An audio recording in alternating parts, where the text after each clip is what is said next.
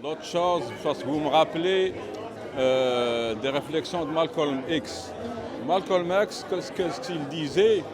Il a pris conscience, lui, que c'est dans le subconscient que le blanc a inculqué aux Noirs américains. Il leur a dit ouvertement, il leur a dit soyez fiers de vous autres, soyez fiers de vos origines et de ce que vous êtes, vous n'avez rien à prouver à aucun blanc.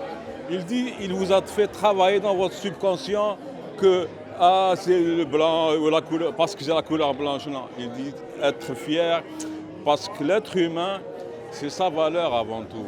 C'est ce qu'il dégage, on va dire, comme énergie. C'est ce qu'il, en tout cas, c'est sa valeur. C'est ça le.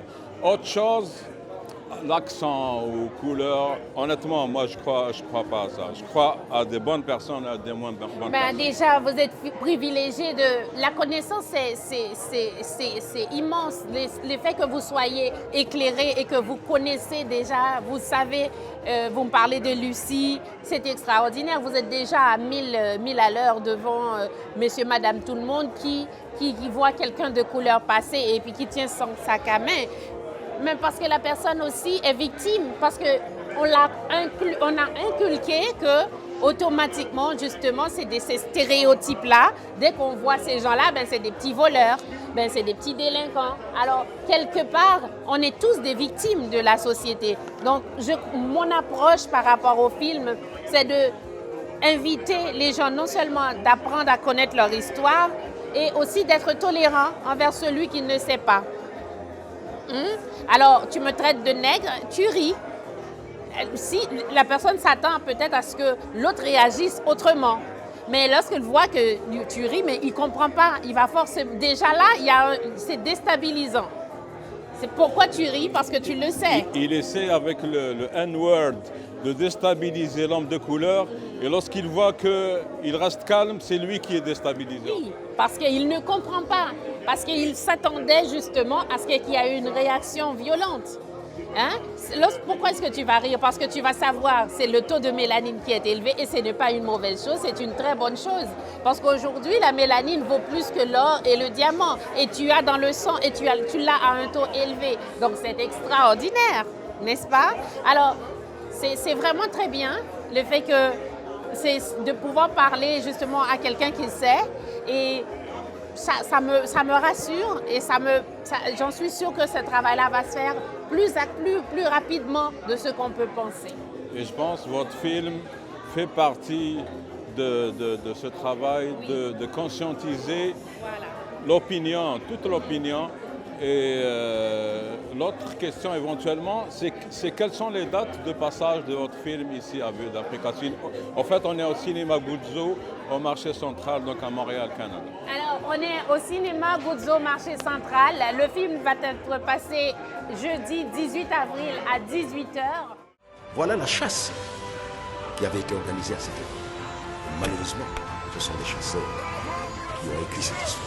Je veux que mes enfants apprennent tôt ce que moi j'ai appris tard, que l'Afrique est le berceau de l'humanité et des civilisations modernes. Cinéma Goudzo, marché central, 18 avril à 18h. Venez voir l'Afrique, berceau de l'humanité et des civilisations modernes, réalisé par moi-même, Benita Jacques. On termine juste parce qu'on a jasé off mic et vous m'avez dit que peut-être il y a des ouvertures. On ne va pas dévoiler tout au public, là, des ouvertures en Europe, éventuellement peut-être Oui. Si vous pouvez un peu dire donner le goût, on va dire, donner le goût. Alors, le film a déjà été décoré par plusieurs festivals à travers le monde et il est traduit en français, en anglais, en espagnol. Et ce que je peux dire que le film sera en France. Et c'est un petit peu de surprise, mais je le dis, le film sera en France et le 15 mai à 18h, donc c'est encore une petite surprise. C'est l'avant-goût que vous avez en regardant notre émission. Dans un grand festival, c'est ça? Dans un grand festival, un grand festival, on est vraiment très contents.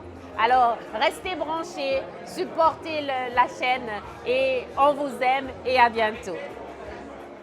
Il faut que les Africains comprennent leur passé avant la grande césure de cette traite négrière. les Grecs n'étaient pas gênés de dire que les premiers hommes sont africains. J'ai découvert que tout un pan de l'histoire des Noirs a été caché de manière volontaire.